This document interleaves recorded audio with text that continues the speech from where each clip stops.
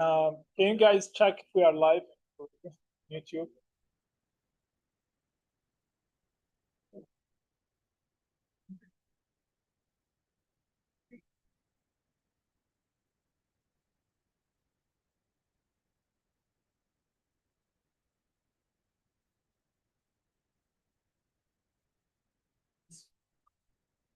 We're live.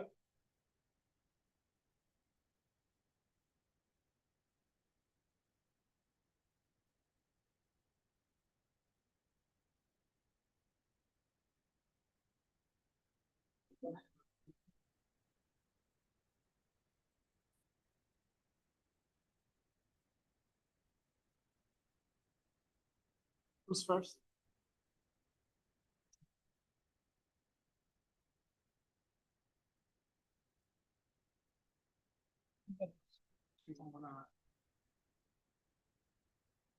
Test, test, test, test.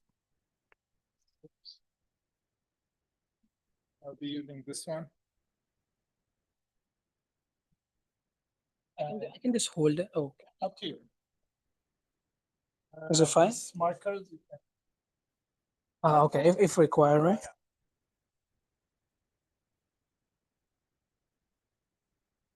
Oh.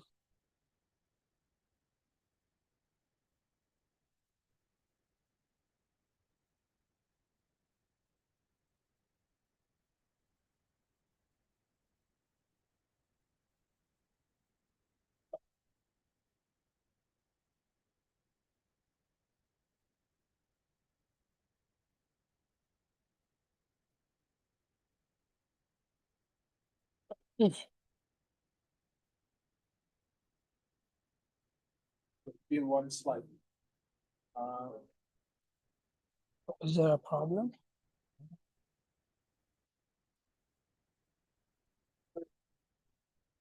Oh, to go to the next slide? No, there is no place to connect the receiver, so you have to move. So go to the right. next, right? All right, all right. This one just pointer. Okay. The one in the middle. All right. Let's maybe wait. One minute. I all those guys stack to that side. We have a lot of space for you. Maybe I should ask some of you to move.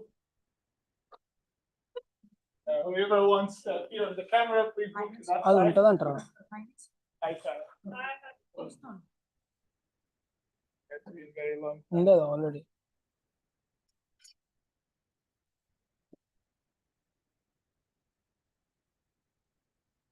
Right, are you ready? Yeah. Okay, guys. It's been long waiting moment. We're going to start student presentation finally. So welcome to Advanced Computer Architecture course. This is already live stream on YouTube. So welcome everyone watching us on YouTube. This will be recorded as usual. Will be posted on YouTube later on. If you have any questions, especially those on YouTube, feel free to post it on the chat. I will make my best to see these comments, questions, and I'll ask the presenter. We will have a very exciting paper as first talk called Applying Deep Learning to Cache Replacement Problem.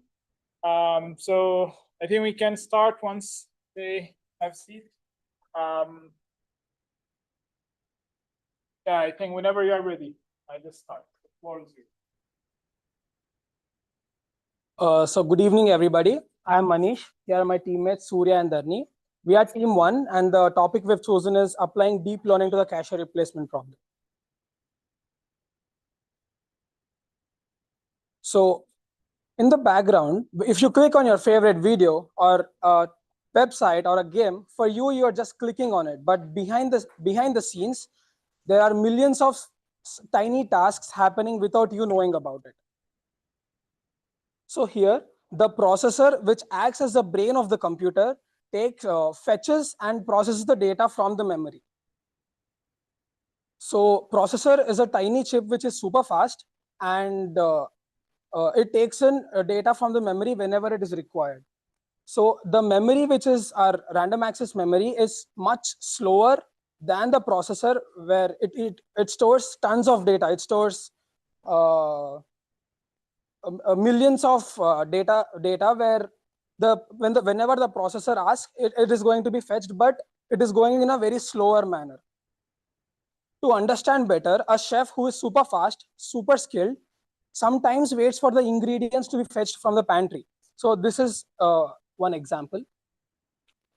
So the computer uses something called the cache, which is a small, tiny temporary storage space where data, rather than fetching it from the main memory, it can be fetched from the cache in a quicker manner. So the goal is simple. It's to keep the more frequently used data in the cache and remove the least frequently used data from the cache and put it in the main memory. So by doing this, we reduce a lot of fetching time by the processor, and it increases the overall performance as well. So cache sits closer to the processor. So whenever asked, it will quickly give data in a super fast manner. So here, if you see, when it's going from the RAM, it's kind of slow, but from the cache, it goes very fast. So the problem here is cache is small, tiny. It cannot store the entire data which is stored by the RAM. So there has to be some system which has to decide what data to be kept and what to be evicted from the cache. So this is done by something called the cache replacement policy, which will determine what data to keep in it and what to be removed. Advantages of these are it keeps more frequently used data in the cache. It reduces the overall fetching time, and third most important is it increases the cache hit rate. Cache hit rate is basically whenever the processor asks data to the cache and it is available divided by the total number of times it is asked. So it increases the cache hit rate ratio. So take an example. If there is a block A which is available in the cache and there are several other data coming into the cache, and at some point of time it removes block A, and after it is removed, the processor asks for the block A from the cache, but it is not available. Now it has to fetch from the slower memory. This takes a lot of time and energy and multiplied by millions of times, which will decrease the overall performance of the system. So the cache guesses what data to be kept and what to be removed. So these guessing systems are incorporated into a processor called the hardware predictors. So take an example of a smartphone. When in your WhatsApp, when you're typing a sentence, it will predict what word you are likely to ask next, right? So it's exactly how it works. Hardware predictor will predict what is the next data the processor is likely to be asked by the cache. So yeah. So since every system has a set of rules, even hardware predictor have a set of rules called the heuristics, and one majorly used rule is called least recently used. So the fundamental behind least recently used is the data which is least recently used will be removed and more frequently used will be kept in the cache. So least recently used work fine for simpler data, repetitive tasks, but it doesn't work give good accuracy for complex and so these days whatever you do is have irregular patterns. To AI applications, to gaming applications, everything has irregular patterns. So researchers had to shift their methodology from using traditional hardware predictors to something where it can also guess the irregular patterns, and there is only one way to do it, that is learn the irregular patterns to guess the next irregular pattern. This is where deep learning comes into the picture. So deep learning improves over time by learning from real program behavior. So the predictions become more smarter and more accurate. So this is the traditional, and it has evolved to the deep learning. So deep learning has three main components. First is the RNN, recurrent neural network. So basically RNN uses something where the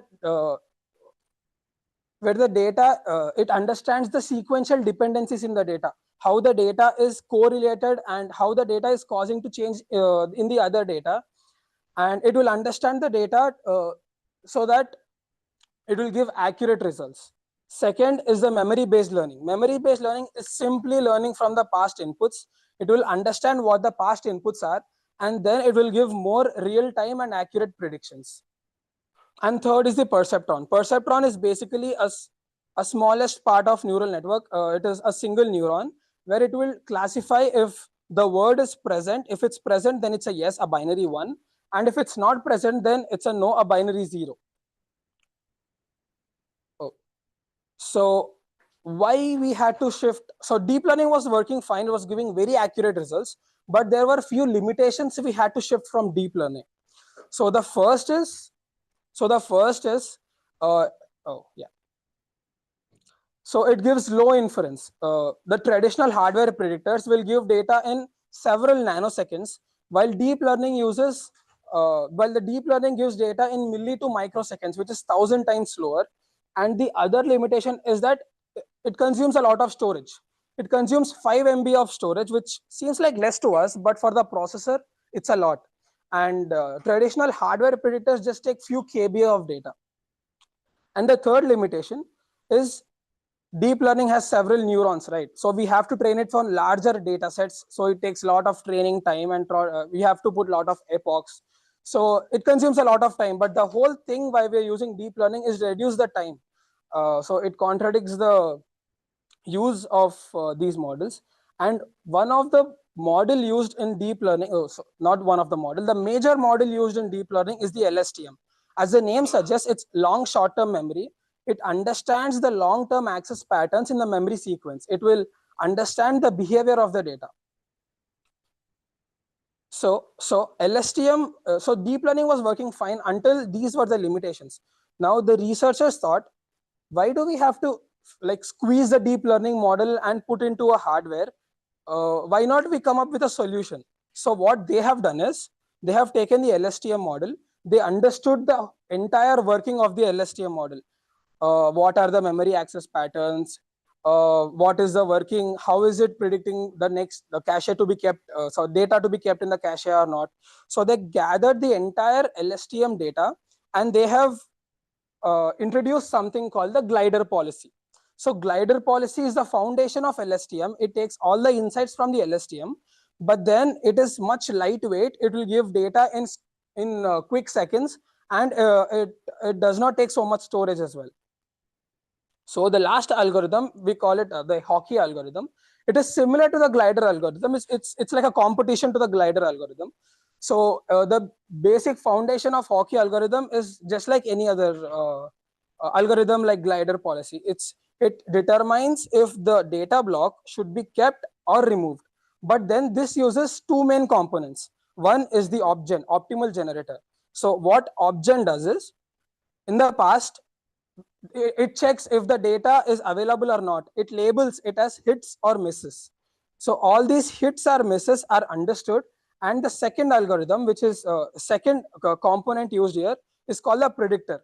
So this will see the past data, what are the hits and what are the misses, and it will train the model according to the hits and misses.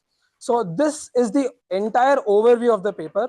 Now my friend is going to go in detail about the architecture.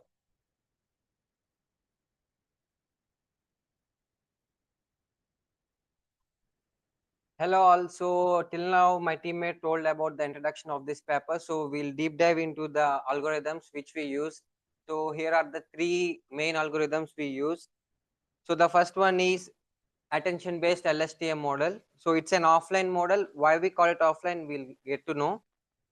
So an LSTM is a long short term memory. It's a type of RNN, and it is designed to learn from the sequences and can remember the information from far back. And it is used to model cache replacement as a sequence labeling problem. And as an input for this one, we will give the program counters like PC1, PC2, and whatever comes in to access. And the output, what we'll get is of binary labels. Either it's cache evict or cache friendly. If it is cache friendly, we will get 1 as an output. If it is cache evict, we'll get 0.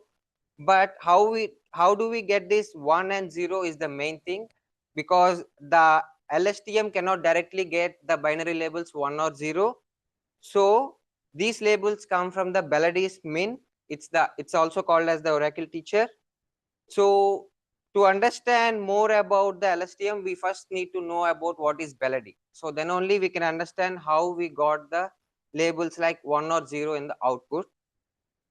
So Belody min is also called as an optimal page replacement policy, and it is used when the cache is full and when we need to load a new block. So the principle of Belody is to evict the block that will be used farthest in the future. So if a block is being not used in the recent times, we will not consider that. And the block which will be used next after this will consider it. So Belody is perfect. So why didn't we bring LSTM to train glider, or in the paper why we used LSTM? So because Belody min needs to see the future. It cannot directly input in a CPU or something like that. We need to know the future so that only it can calculate which page to evict or which page to be kept. So LSTM is trained offline using Belody's perfect decisions as labels. So it learns how past access patterns statistically map to future reuse. So LSTM is being trained by Belody, but we will not take Belody to train the glider model. And letting LSTM predict Belody like cache decisions without ever seeing future during real execution.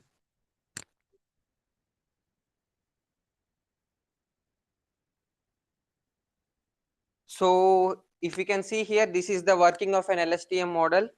So first if we can see the warm-up sequence there, so there we will get the program counters which we need to execute next.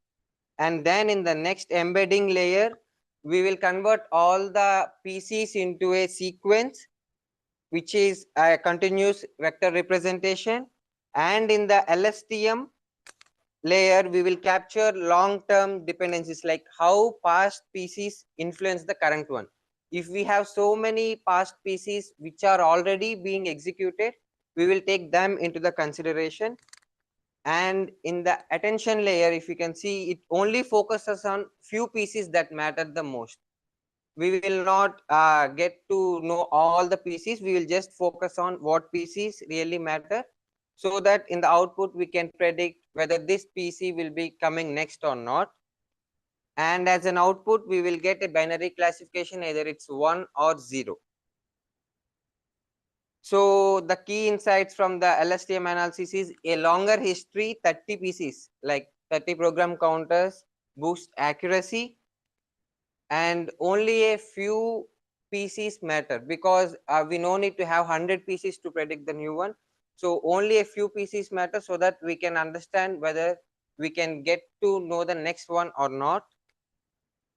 And the limitation for this LSTM model is, it is in the largest size, it's of 5 MB, and slow inference according to the previous models, it's milliseconds per prediction. And it is not feasible for direct hardware use. We cannot use directly in the CPU.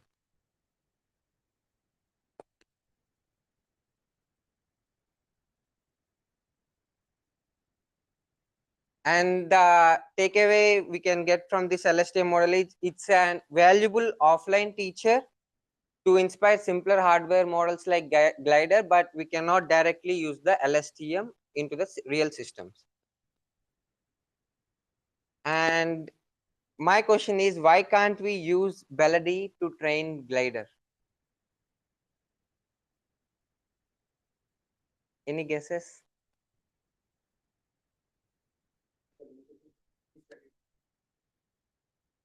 No, not really. And in LSTM also, we have the limitation of PCs.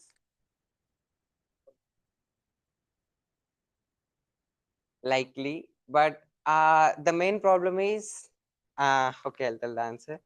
So to train Glider from Belody, we need to know the future, right?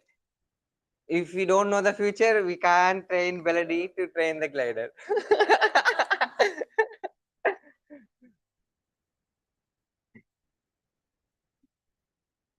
I thought this is for people who are not participating. those who don't participate will get 2 of them. So we trained LSTM from Baladi's principles to predict whether it's cache hours or cache evict without using the future pages. So now we're getting into the glider policy, which we trained from LSTM. So glider is the lightweight, hardware-friendly cache replacement model designed using the insights from the attention-based LSTM. So first we need to conclude what we learned from the LSTM model so that we can understand how glider can use them. So the LSTM captured complex temporal patterns in memory access, and only a past few program counters matter, and the order of PCs doesn't matter. Longer histories like 30 PCs add a little benefit compared to the short ones because we can predict very easily and simplifies them for fast, low-cost inference. So using these observations, they built Glider, a compact ISVM model that achieves more accuracy and nearly the same accuracy as LSTM, but can run directly in the hardware. We cannot run LSTM in the hardware, right? So because of its size limitation and all, but the Glider comes with a low storage, so we can adapt it in the hardware.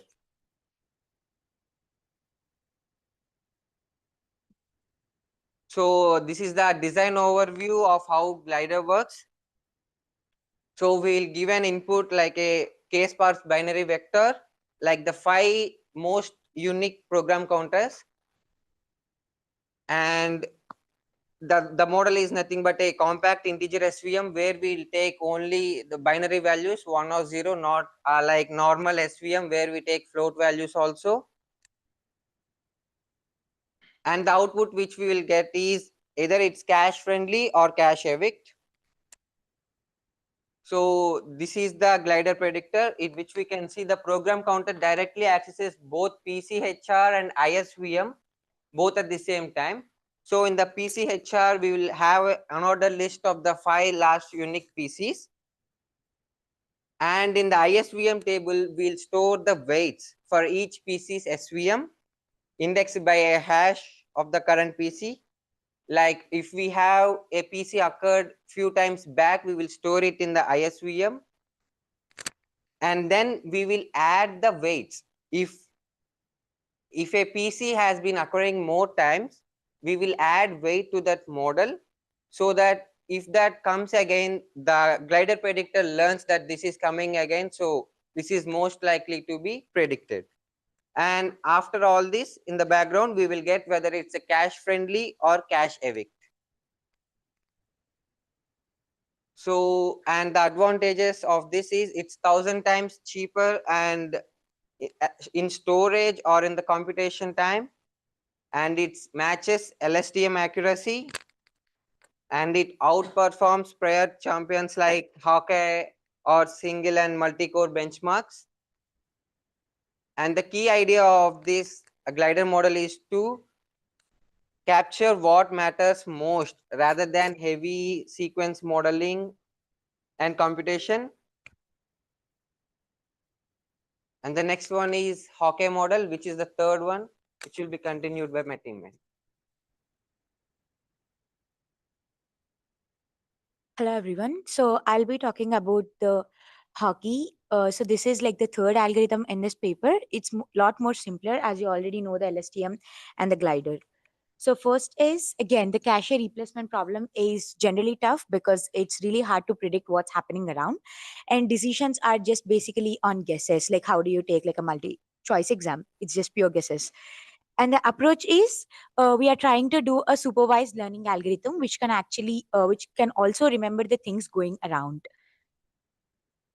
So we are also using the same Baladi's min algorithm, which was there for the LSTM model, which acts as a teacher, and it learns from the theoretically optimal policies. So here we have like a simulator engine where the teacher comes every day and teach the simulator that if option A happens, you need to answer as option B, and if something happens, you need to option B, etc., etc. So it's basically every day it teaches simulator that these are the set of things you need to follow, and then the simulator will give you what can be predicted in the future. It's a lot more confusing now. I'll try to explain in simpler way in the next slide.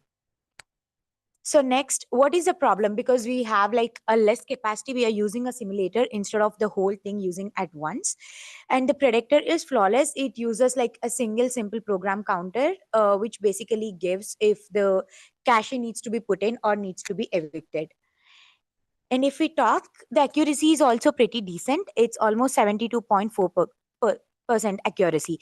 But do you think the goal is still working? That are we still teaching the cache to keep in or evict just based upon the mathematical equations, or just because of the Belladis-Min algorithm, because it knows set of things to do and set of instructions to do, but are we still doing it? Do you think it's still in the right path?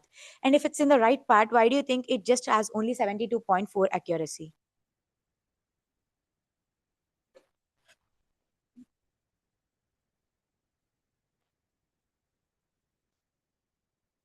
It was almost 82%. Or if I reframe the question, what would be other things needs to be added rather than just depending upon the program count?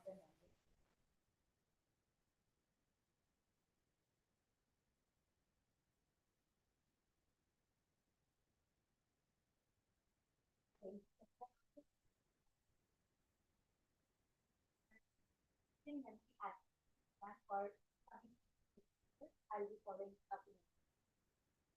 So this is the simple design overview of the hockey algorithm. So first we have an option. So this is basically where our input or the cache comes. And this is basically just the simulator. The decisions from the past, or basically just grab things from the past and just the decision. Now we have a hockey system. Which is basically, it remembers all the past decisions, it set it or a miss. So it just goes through all the previous examples and then, okay, if this was a hit or if this was a miss. Remembers everything. So based on this, we have an insertion clause. So this means if the program counter has a more frequent hits, then it's assigned as a higher priority. So it's been assigned a higher priority, which makes insertion at higher level. And if the misses have been very high, then it goes into the lower priority automatically. So that's how basically when you have like a and all things can be categorized into high, low, medium priority, then move into it. So that's the overview design of how hockey works. So do you think the hockey still has misses even though we are getting a simulator the model? Obviously occupies less memory and less storage compared to a list. But it also does have its weakness, because the accuracy again is purely depending upon an option, basically the time simulator and not present real time, or it's not present in real values. So it's been only trained upon all the things that happened in the past, and we never know what the future comes. Yeah, as mentioned, it has only limited scope because it's only using history. It can also use things like memory access or the memory order, memory RAM access. And yeah, so as it has a lot of things going upon, a lot of happening around, there is also issue with the hardware because there are very small and tiny cables for hashing or whatever you are pointing to. And if something happens to your system, the hardware which have been assigned to a particular right, and this may interrupt the most potential and then the accuracy. So do you think what are the other things that we add upon to give a good accuracy?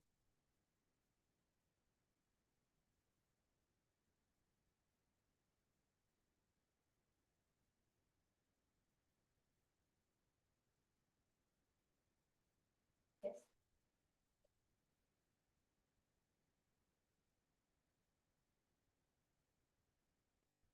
Okay, I'll go into next slides. Yeah. Again, you can also think they have been already using Belladis-Min in the LSP, but how different it is they're using it for the hockey. I answer this? Lovely.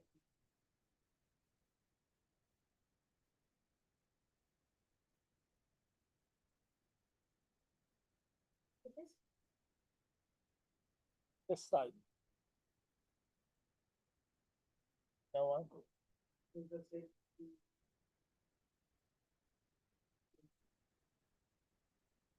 PC maintenance also, but there was like a major difference for thing which kind of differentiated how. Yeah, OPT Gen is correct answer because it kind of works like a simulator, and OPT Gen makes it makes the hockey to work as an online model. But the LSTM is obviously the offline model because it has to.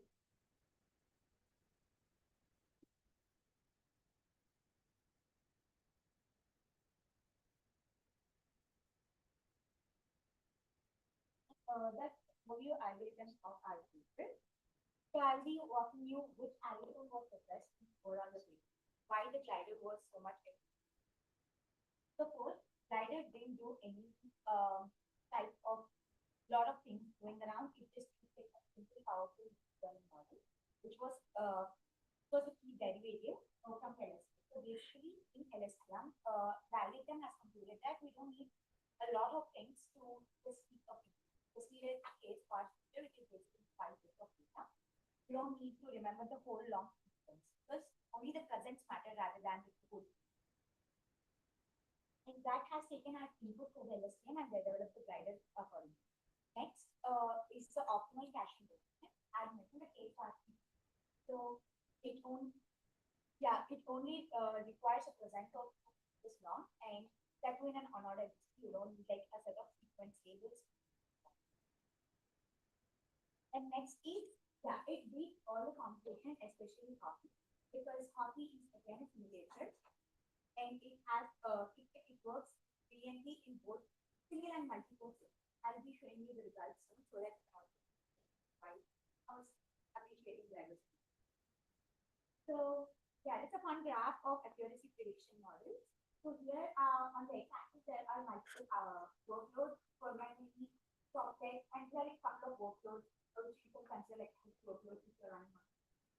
The different colors of the graph is the algorithms, and there you can see offline algorithms. Also, the glider policy has like almost very good accuracy of 84%. And the hockey was also equally there around the 70%. So actually, the LSTM and the ISTM are very good rates. You can ask question because why the glider policy is offline? Because all these models are tested offline.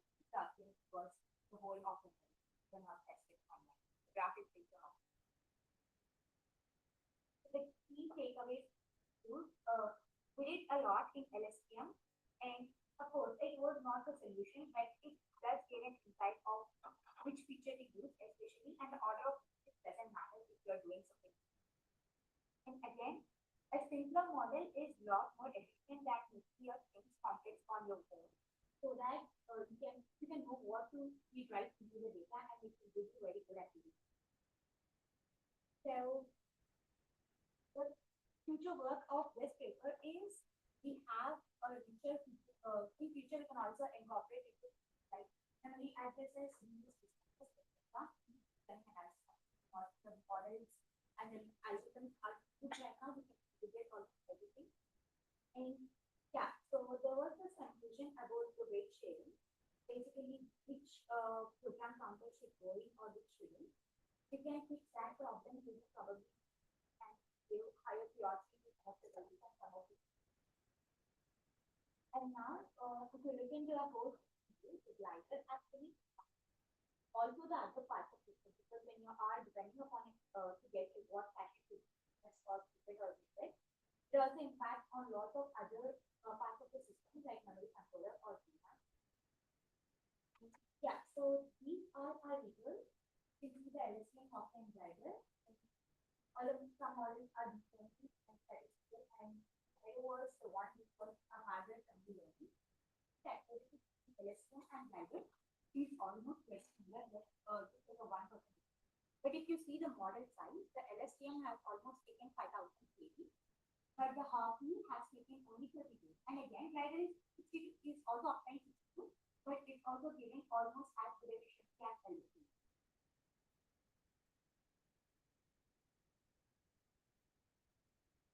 To conclude, so from the glider story, taking an insight from the deep learning model and overseas in order to see, and then converting into a smoother, higher ISPLOS model so that the cache performance can be performed really well.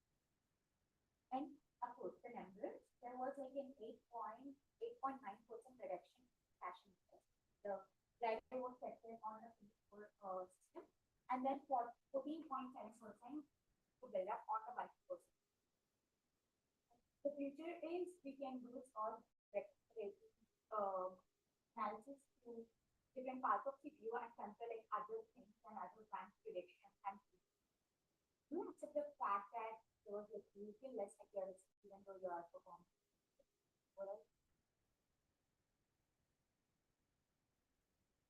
That's your answer for actually.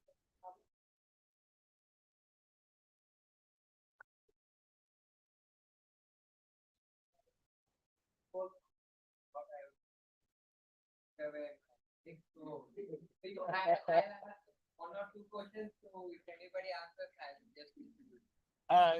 Wait, let's use this mic. Can you come on?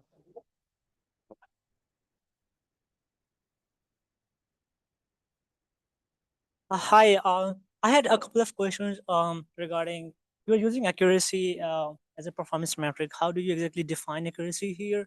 Like generally when we were talking about like caching and everything, we usually use miss rate, hit rate, and those kind of performance metrics.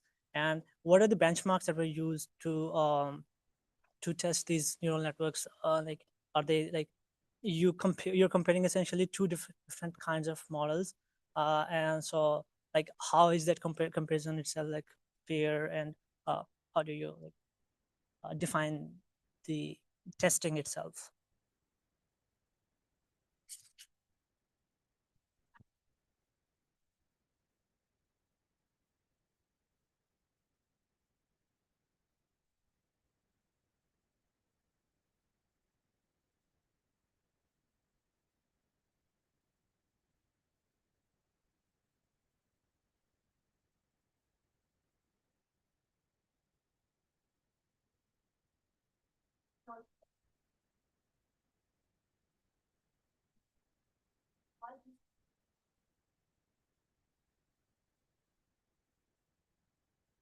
Yeah, okay. Thank you.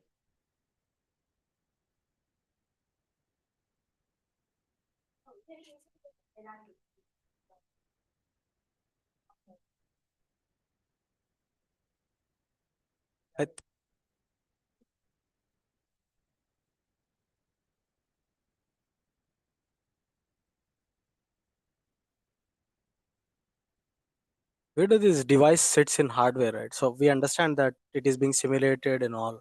So does the monolithic single deep learning model goes in hardware, or it's just the weights that that intuition gets the intuition goes in hardware, in the real hardware? Just the intuition? There's no model for it, but that's easy available.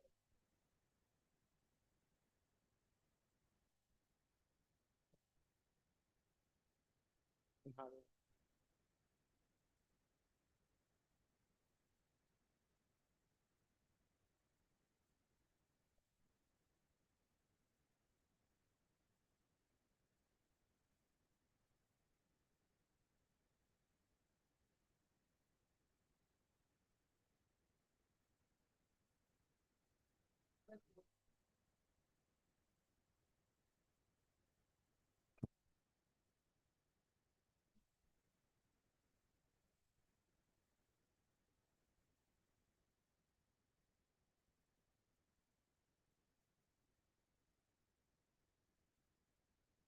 Uh, you told that in the result section, all the results were done offline.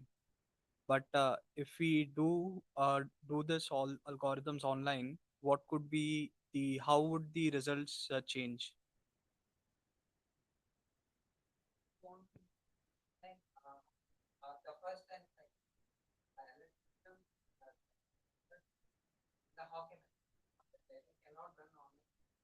they need to have the past of the for which we cannot get.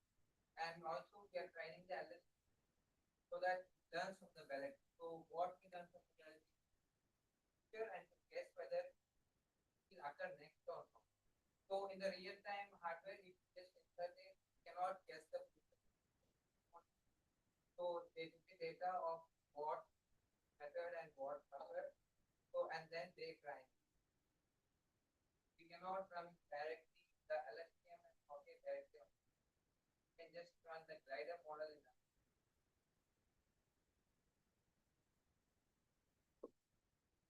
I have a basic question like you are using LRU in deep learning. So what parameters do you use to make the prediction and how do you compare those parameters? Like what would be the output on?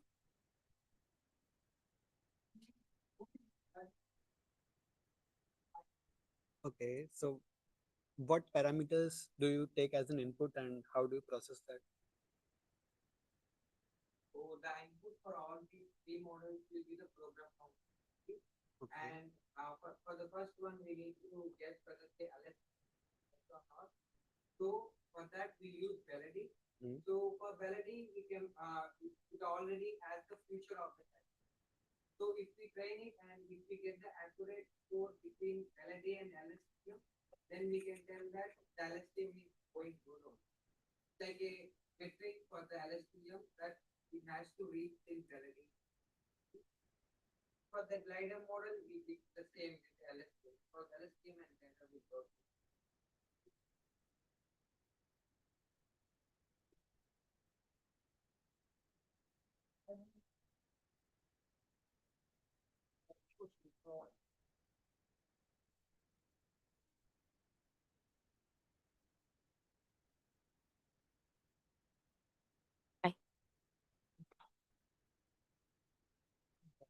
Okay, can you go to the whole process, like the training process?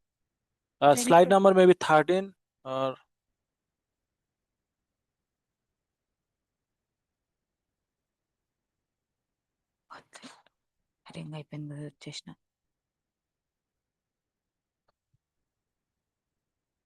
here. So here the warm-up sequence, like the PC program counter. So any idea about like how the embedding is going on, like what method is used on, like what is the idea behind this? I think just the warm-up sequence is like set of things which gets in, and to form into an embedding layer, basically that converts the PC into a vector representation. Should be like they probably use data structures internally to convert things into vectors, or most likely hashing to do things on their own. Is it? Okay, okay. It is not mentioned in the paper clearly, right? It's not mentioned in the Yeah, paper. okay. We are just like got it from the references. Okay, thank you.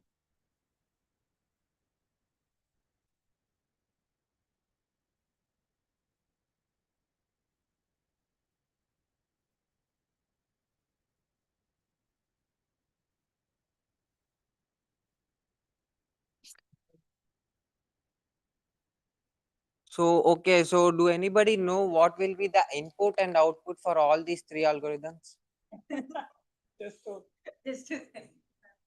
Wow, I need to distribute the cakes. And what will be the output?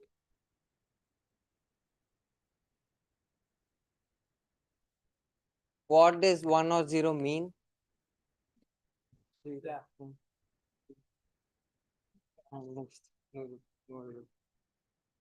So I've told several limitations of deep learning. Can you just name two? Oh, I can't hear you.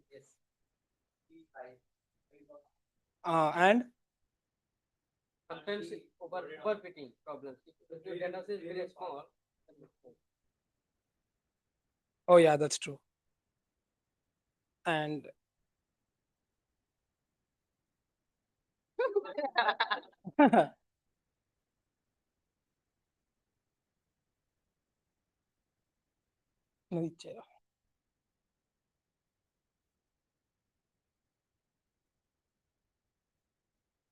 so what is the advantages of using glider policy?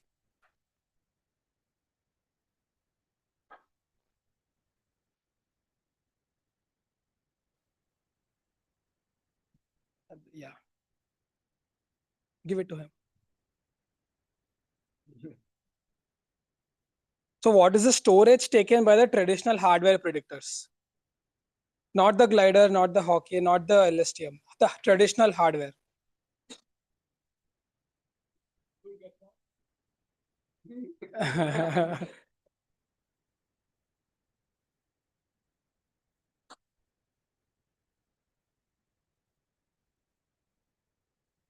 Who told KBs?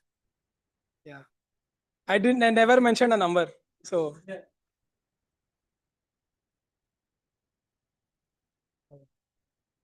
give it. Give it to your friend.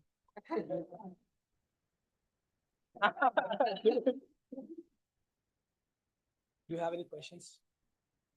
No, I think we're done. Yes.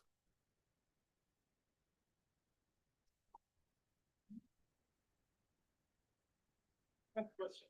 So I mentioned one of the people work.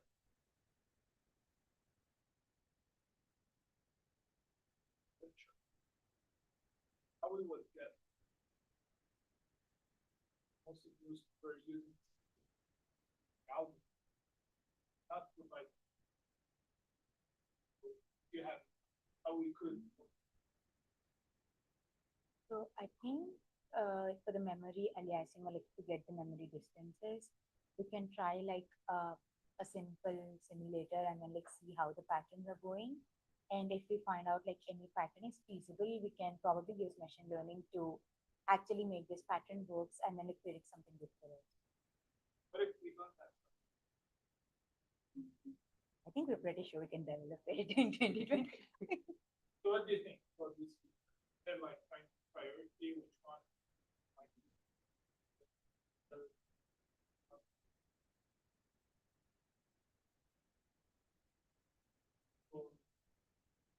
I think we should focus on like certain workloads, especially for the personal pieces, because that's where you people kind of access things regularly on phone. And servers usually it's a heavy workload, but again to implement something on a server level, it takes lots of cost. So we should focus probably on a single core or like personal pieces first, and I think memory aliasing or like addressing should be the highest priority, and along with the PC counters to make like a good solution. Now we not only have L1, L2, we have L3 as well, which is similar to the size of the RAM and is quicker than the RAM. So it shouldn't be a problem in the future. We'll have L4. All right, one last. So now we talk about accuracy, right? Talk about accuracy. Now we are going to another direction. You policy. We are not like really good. What could be another metric without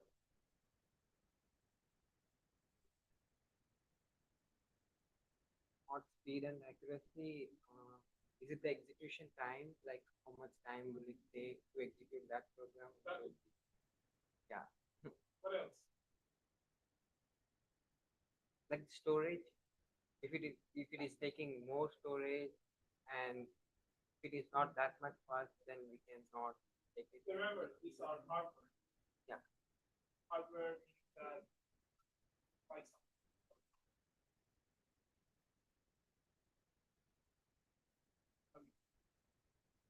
About any.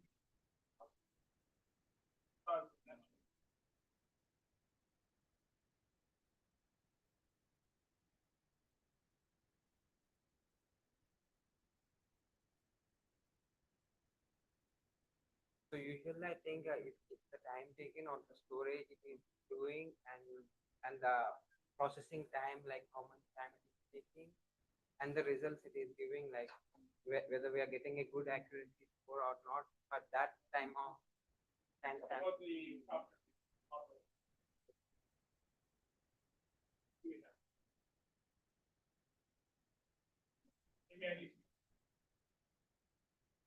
probably like true and false predictions of the model. We can take that into like the true positives or false positives. So we have like different metrics in that.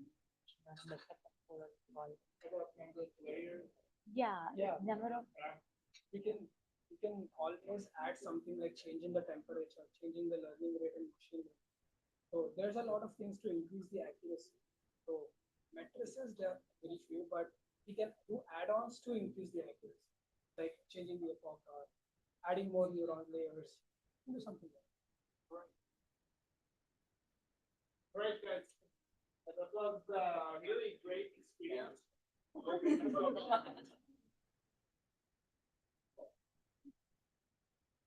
That's really great first experience. So I hope the upcoming talks somehow really similar to this quality or much better. Okay. So this is really hopefully a great example to encourage you to fix any issue or improve upon, and even using the exact same experience that you saw in this presentation. So we saw a lot of tricks. You can bring cupcakes, that's fine. But remember, you have to engage the audience, okay? You have to ask questions, and you have to be ready to answer them, not just asking the question. All right, let's move quickly to the second presentation.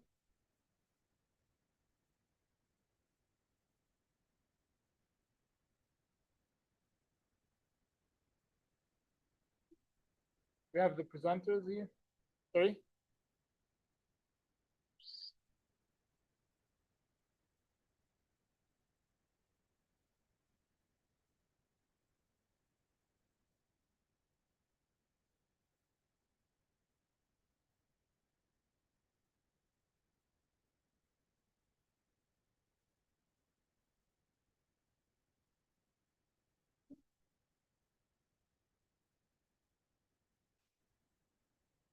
Where? Yeah, just can. She didn't do that.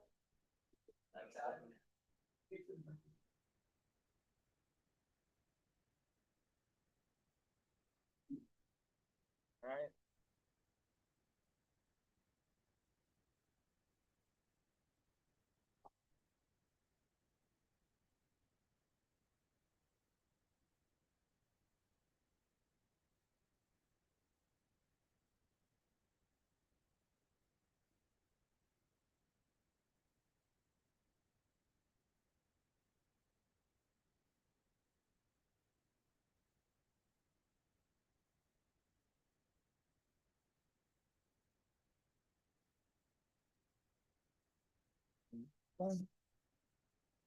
Be careful with the button. It's not kind of soft.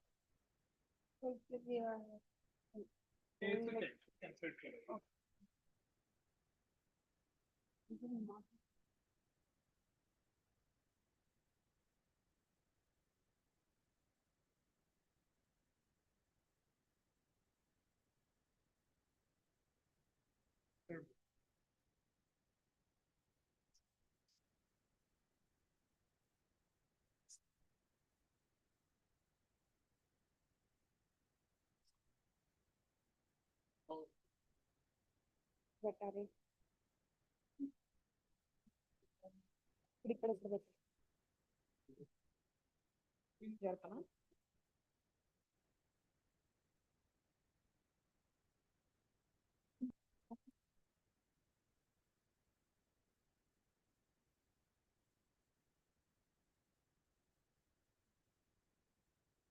Good evening, everyone. So we are master students currently in our third semester.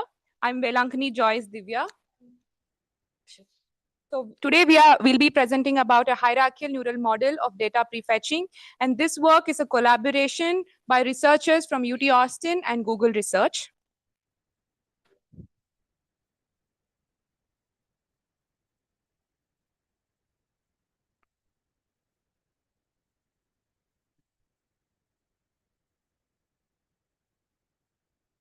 So here we have a comic slide.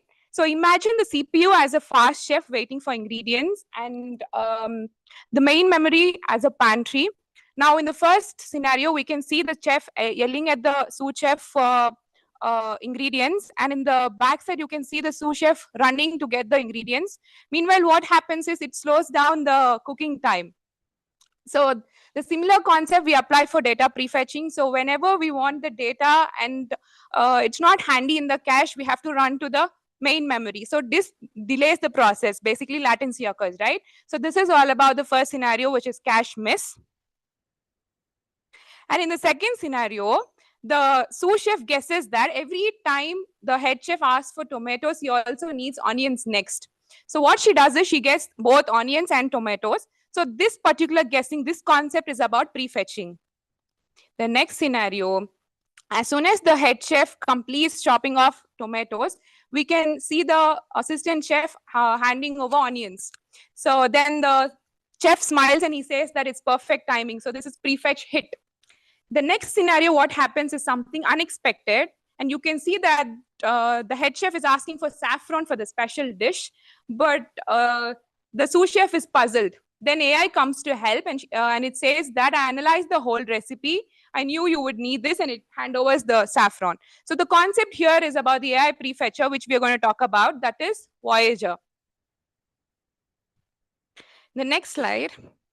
So before we dive into the technical details, let's look into why data prefetching is important. So CPUs today, they are incredibly fast. They are almost execute billions of instructions per second without any, but the only problem is that they often have to sit idle waiting for the data to arrive from the main memory.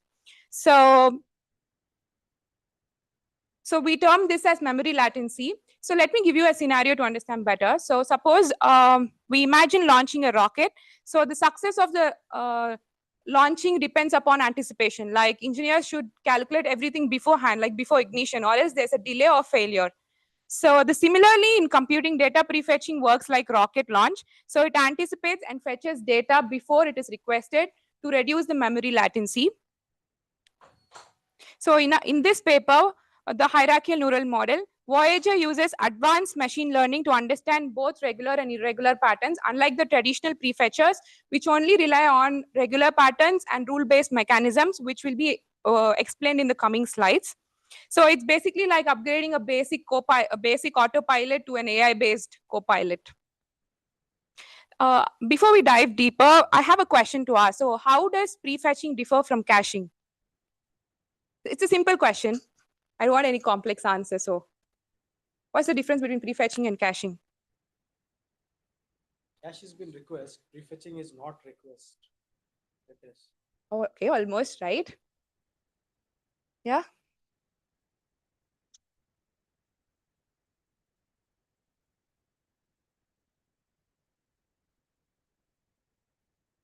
Caching, so let me put it this way, like caching is basically storing the recently used data, and prefetching is something which is proactive rather than being reactive. It is happening in advance. Okay, almost correct, congrats. Okay. But we can negotiate for bonus points. Okay, hello everyone. So I'll be talking about our neural model and the data prefetching. So data prefetching is vital for performance, but complicated by large address spaces and lack of explicit training levels. So what do you mean by it? If you take a 64-bit system, it can represent 2 power 64 addresses, which is almost 18 trillion addresses. And for any of the existing machine learning models, in order to classify all of the 18 trillion addresses into separate labels, or like it's highly impossible for that machine learning model in order to classify that. So what we do is we propose our solution, Voyager.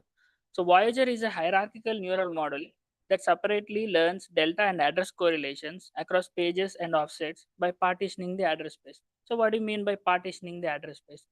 As I told you, the address in a 64-bit system, there are 18 trillion addresses. Now what this does is it takes all those 18 trillion addresses and then it separately creates a chunks of them, like something called pages. So each page contains a list of addresses. And if you consider this as if you take an example of a book, you see that in a textbook, there are a lot of different pages. And if you want to look up a line in that book, you just navigate to that page and then navigate to that line. Likewise, Voyager also chunks all of the addresses into pages and offsets. We'll be learning about the delta and address correlations in the next slide. So our architecture has a very advanced attention-based embedding layer and a multi-level training scheme to enhance accuracy and prediction.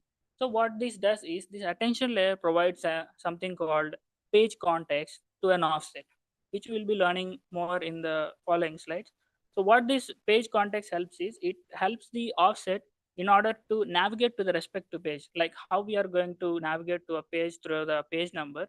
It helps the offset to navigate to the respective page and attain that respective address. And our Voyager promises to deliver a 41.6% IPC improvement for a system with no prefetcher. The IPC is nothing but instructions per cycle, which is nothing but how many instructions a CPU can actually complete in one clock cycle. Also, this promises to reduce the computational overhead by 50 to 20 times and also the storage overhead by 110 to 200 times, thereby enabling a practical deployment of this model. So, okay, as I told you, I want to talk about the deltas and addresses. So let me go deep dive into that. So first of all, what is a stride? Stride is nothing but fixed difference between consecutive memory addresses. So if you take an example over there, as you can see, 1000, 1004, 1008, assume these are the history of memory sequences that the CPU has already accessed. If you see the consecutive difference between every of the address that is present, it is 4. So whenever the prefetcher finds that the 1008 has been already used by the CPU, it makes the 1012 address ready for the CPU in order to use from it. So some of the models, like some other prefetchers that use this kind of stride prefetching are IP stride, VLDP, and delta LSTM. For an instance, that is going to be the formula of a stride is actually the difference between two consecutive memory addresses. So a stride is actually fixed. If in this example, it's 4 between 1000 and 1004, and it is 4 between 1004 and 1008. Now what happens if the stride varies in length? Now we are going to use something called delta correlation or delta prefetching. Delta is nothing but a combination of strides of different lengths or of same lengths. Delta is actually a list of all the strides. Even if there are strides that have same length, if there are strides that are of different length, it can accommodate and it can prefetch those respective addresses. So it captures repeating access patterns even if they are not constant. And if you see the example, 1000, 1064, 1192, and 1256, if you see there are the respective strides are 64, 128, and then 64. If you see that 64, 128, 64 is kind of like a repeating pattern. So whenever it encounters an address 1256, it simply adds that 128 to the last address and then it prefetches 1384 address for the CPU to use. So the goal is to predict nonlinear, periodic, and interleaved access patterns. And this is the formula for that delta. Now, what if even there is no correlation between addresses? What if the CPU accesses all the addresses randomly? In order to solve that problem, we use something called address correlation. So it learns which specific addresses tend to occur one after the other. Temporal prefetching is also address correlation is also known as a temporal prefetching. And for example, if you consider that example in the above, 0x1000, 0x 3200, and so on until 0x1000. This is a very small example, but just imagine there is a random sequence of memory accesses like around a million length. So whenever the CPU, whenever the prefetcher sees that there is an address 0x1000, the next time it's going to prefetch 0x3200 and 0x4200 in order to accommodate for the CPU needs. The goal is to exploit the temporal patterns in the memory access. It is like it takes all the sequences that are based at like a specific point in time. Like when the CPU starts requesting the memory accesses, like at 5th point, what is the sequence of the accesses? Like when the 6th second, what is the sequence of all the accesses? It's going to accommodate all those in order to prefetch the next address. So it is described as a probability distribution function, which we'll be seeing in the following slides. Now, before deep diving into this, I would like to explain some of the terms to you so that you will be more familiar with this topic. The first is temporal prefetching. So address correlation is also known as temporal prefetching. Temporal in the sense time based. So it looks at the history of sequences until the current point of time, and then it tries to prefetch the next address. That is nothing but the temporal prefetching. And spatial prefetching. So the delta correlation and stride correlation use spatial prefetching. Spatial in the sense it looks at the surrounding memory addresses, and based on the surrounding memory addresses, it tries to predict the next address that the CPU is going to utilize. PC localization. PC localization is nothing but grouping of all the memory addresses together instead of viewing them in a globalized fashion. So the in PC localization, the PC looks at the instruction that has caused the memory access. Prefetch degree. Prefetch degree is also quite, I'd like to explain more about prefetch degree. So if the CPU has requested a memory address and the prefetcher has failed to prefetch that specific memory address in the first attempt, it's going to do it again. So the number of attempts define the degree of that prefetch. Replacement policy, as you are well aware, all the replacement policies and discussed by the professor. So online training. Instead of training our model like confined to a specific data set, our model is trained on something called a ChamSim simulator, which we'll be seeing in the further slides.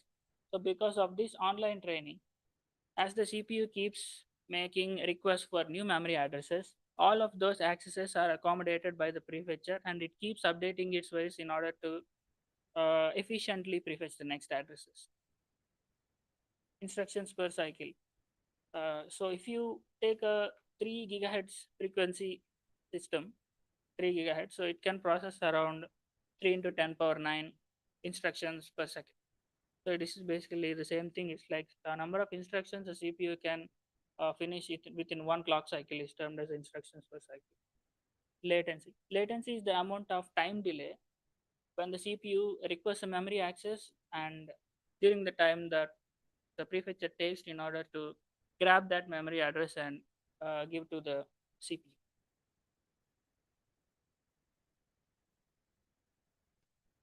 Okay. So now let's talk about machine learning models. So the authors thought we can use machine learning model for our data prefetching. So before that, let's understand what is branch prediction and cache replacement. So first, consider branch prediction. Think of a CPU like a person walking through a maze. So when every time it's an if condition, so the CPU has to decide whether I need to go left or right.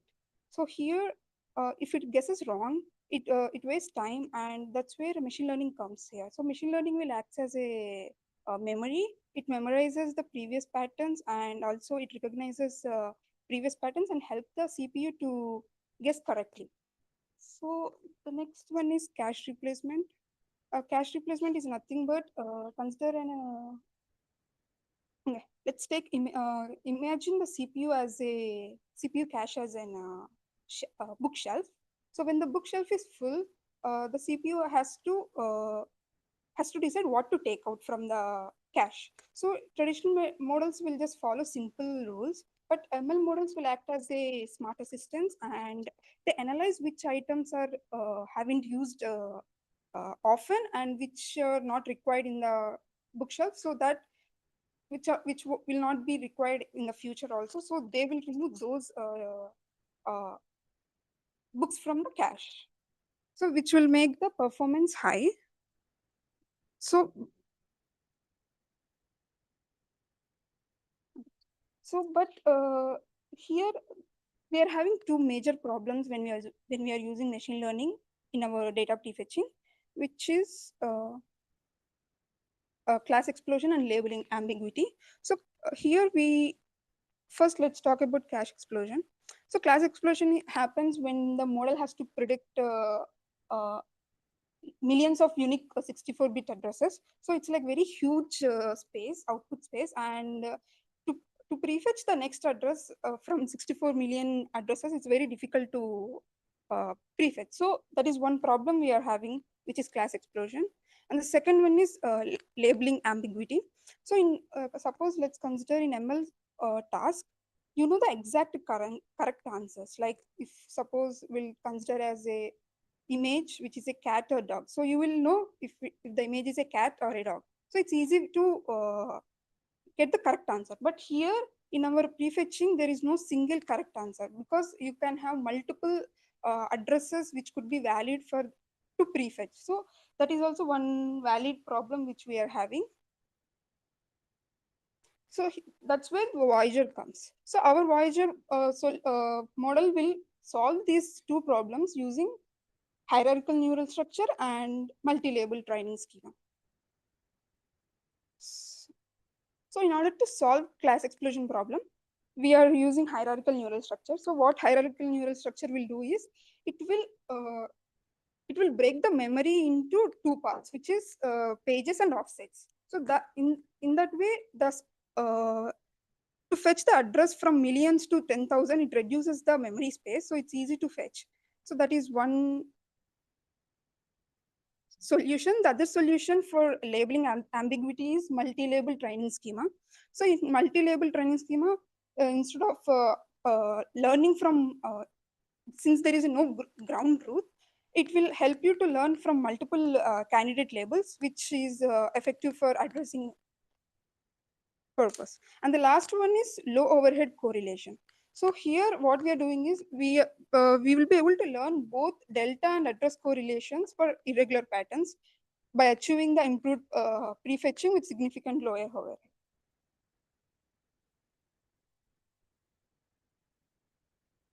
So as Nikita said earlier, Voyager doesn't consider only one particular label for a memory address, but it considers multiple possibilities at once. So the first point says that it trains on multiple candidate labels per memory access from diverse localization schemes. So we'll see about this diverse localization schemes shortly. So let me give you an example.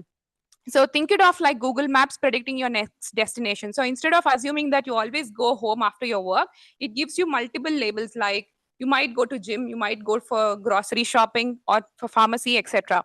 And it chooses the most likely based on your past behavior and time of the day. Similarly, here Voyager does the same for the memory addresses. So it learns several possible next steps and picks the one which best suits for the current scenario. And in this strategy, they're using BCE, which is binary cross entropy loss, to independently estimate probabilities for each label. And we are not using softmax. And the reason is softmax gives us a single winner. So it gives us a single label, and we don't want that. So we are using BCE. And finally, during inference, whichever has the highest predicted probability is being chosen. So this improves the overall prediction performance of the system.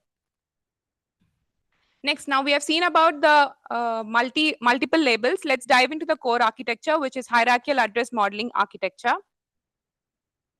So the key idea is simple. So Voyager divides the memory address into two parts, which is pages and offset, so that we can simplify the input space. So we can think of it like a city. Think of memory like a city, where page is like neighborhood, and offset is like the house number inside the neighborhood. So instead of trying to learn the location of each and every house number and the neighborhood in the world, so what Voyager does is it connects the neighborhood along with the house number. So whenever you ask, like, where is this house number in the particular neighborhood, it's more easy and practical. So the next is about dual LSTM. So here we are using two separate LSTM models, that is one for page and the other for offset, independently, to capture distinct temporal patterns. So why two different LSTMs?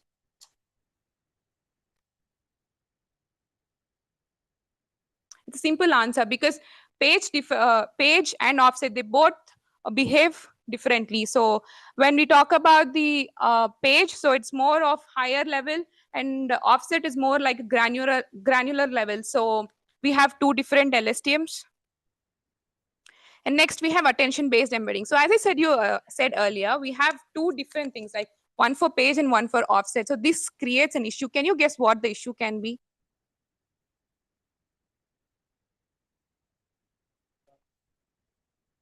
So I said, like, we are dividing the model into two different streams, which is page and offset. So this can create an issue. Can you guess what the issue can be? So I'll put it more simpler. What if two different pages have same offset? It creates an ambiguity, right? So traditional prefetchers, basically they get confused. But what Voyager, this particular paper they have done is that they have come up with the idea of attention layer, which is basically introducing context to the embedding layer to understand more. I'll talk about this this offset aliasing problem and attention-based embedding in detail next. So all these three together, like page and offset separation, URL STMs, and attention-based embedding together, they drastically shrink the output space. So we are tackling the class explosion as well as we are enabling efficient learning. Next, attention-based embedding layer. It solves offset aliasing. So let us dive deeper and know what is offset aliasing. Let me give you a live example. Suppose let us imagine we have two persons with same name. So we have two Shreyas in our class. So I'm calling out them. Hi, Shreya. So we can see both of them raising their hands, right? So let me add context to this. I'll call them with their last name. Shreya Alluri, hello. So only one is raising their hand. So this is all about offset aliasing challenge and how we are overcoming it with attention-based mechanism. So how are we doing it? So we are coming up with mixture of experts for each offset. So each offset is modeled as a mixture of multiple experts. So what happens is that each expert represents a different page context. So we don't have any ambiguity. Next is soft attention mechanism. So we compute these correlations between these addresses as page embedding, which is query, and offset embeddings as keys and values, so that we create context-sensitive embeddings. Next is page-aware offset embeddings. So this is basically generates embeddings that capture context-dependent meanings of offsets to solve the aliasing problem. We'll be talking about page-aware offset embedding also in detail next. I'm sorry. Benefits. So we have two major benefits of this. That is, one is in accuracy and other is in efficiency. Accuracy because we are introducing context-based, so fewer wrong predictions. So definitely accuracy increases, and efficiency because we are reducing the memory load. So those are the benefits. So before we deep dive into the prefetcher, let's talk about the existing prefetchers, why they fall short. So there are only two types of prefetchers. One is rule-based and one is machine learning-based types. So what is rule-based prefetcher? So rule-based prefetchers acts as an sequential or strident memory axis, but it struggles with irregular patterns. So as earlier Harshith told, sequential or strident memory axis is nothing but if you have an address which is 100, 104, 108, so the next address to prefetch is 112, since the difference between that memory addresses are +4. So that is sequential memory, sequential or strident memory, but it struggles with irregular patterns because suppose let's consider an example. You have a memory axis 100, 120, 200, 250. So there is no fixed pattern between these memory. So that's where it falls short. Then next one is temporal prefetchers. So temporal prefetchers, it memorizes the correlation between the address pairs. Suppose you have an address A to B. So whenever the CPU prefetches the address A, so it automatically goes to B since it is already stored in the memory. But when it same happens when the program wants to perform from A to C, it gets lost because it has it cannot remember that fixed that pattern because it changes. So that's where the accuracy goes down. Then we also have ML prefetchers like a delta LSTM, so which only focuses on regular delta correlations and where it falls apart on irregular patterns. So even though, despite having very good progress, these prefetchers face challenges in accuracy, efficiency, and also in practical deployment. That's where our model Voyager comes. It increases the prediction, and also it combines the address correlations with the data patterns.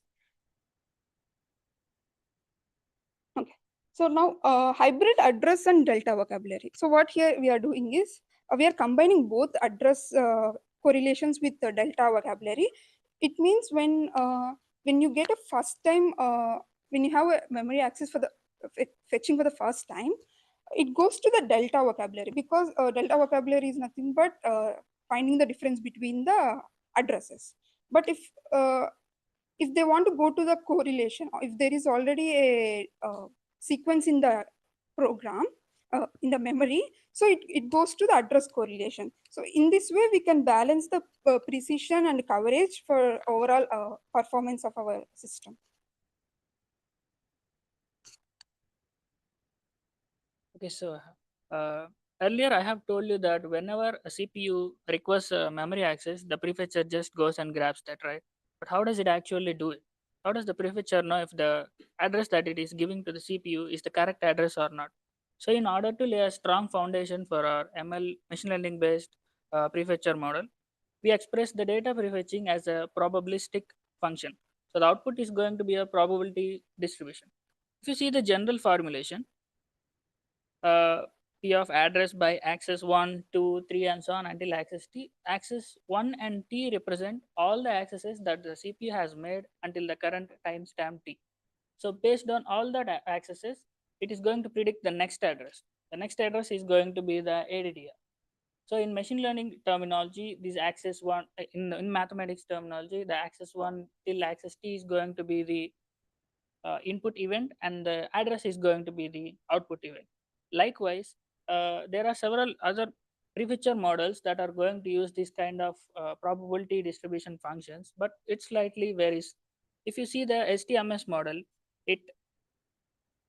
it captures the temporal correlations in the global stream. In the sense, instead of looking directly at all the accesses, it looks directly at the address itself.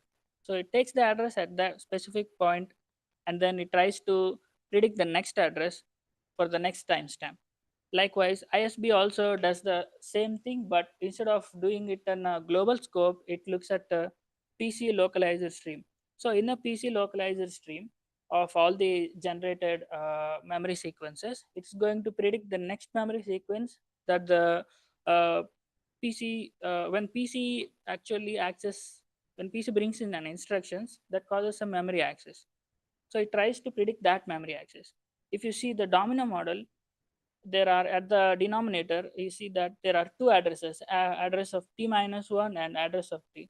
Instead of STMS and ISB model, domino model uses two of those addresses for ensuring a deeper address history in order to predict the next address in the global stream. Likewise, this probabilistic formulation is applicable for temporal prefetching and also for spatial prefetching, which we'll be seeing in the next slide. Sorry, it's like stride prefetching, not the spatial prefetching. Sorry. So constant stride detection. Models like the models the likelihood of next stride given the current stride. So what it does is, I have actually told you what a stride is. It's a difference between consecutive memory addresses. So it takes the stride at a timestamp t and then tries to predict the next stride so that it can add those strides to the respective memories and then gather the actual memory addresses from there. And the next is a PC localizer stride prediction. It also does the same thing, but in a PC localizer stream. So it takes the stride in PC localizer stream at a timestamp t and tries to predict the next stride that the PC is going to utilize. And history based prediction, VLDP, is another variable length data prefetcher. It also uses the stride prefetching, but instead of using a single stride, it's going to use a several list of strides, or you can call them deltas. As I have already told you, that delta is a collection of strides, right? So it uses all these strides in order to predict the next stride. And the neural prefetcher model, it learns a history length L to capture complex stride patterns. In the sense, it takes all the strides of a fixed length.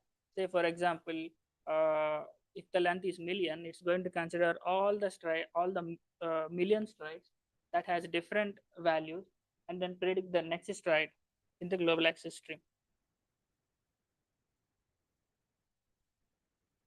So now let's walk through the full workflow. The first one is input embedding. So Voyager takes 3 inputs, which is program counter, page address, and offset embeddings. So this is basically like, and it converts them into numerical vectors.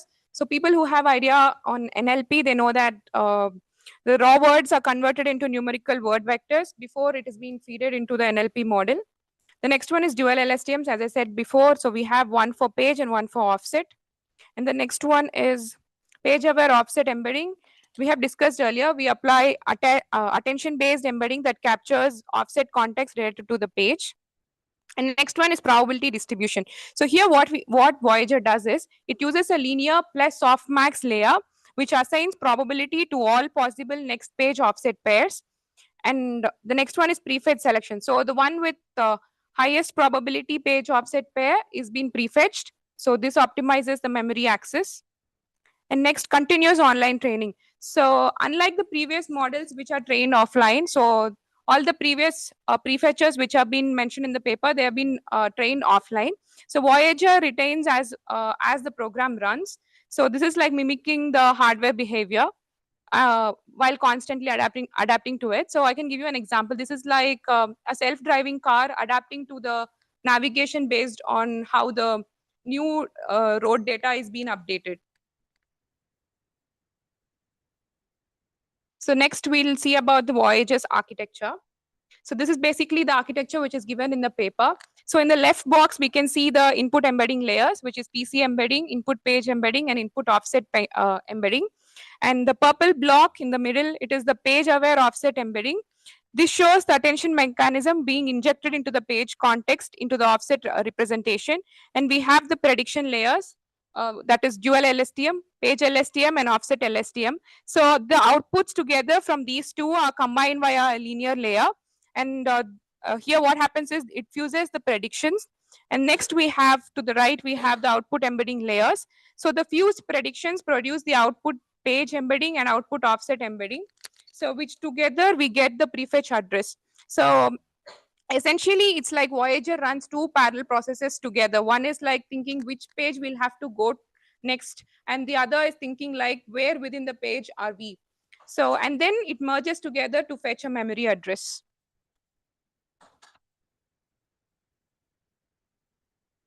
Okay, now let's talk about page over offset embedding, how it works mathematically with the dot product attention mechanism.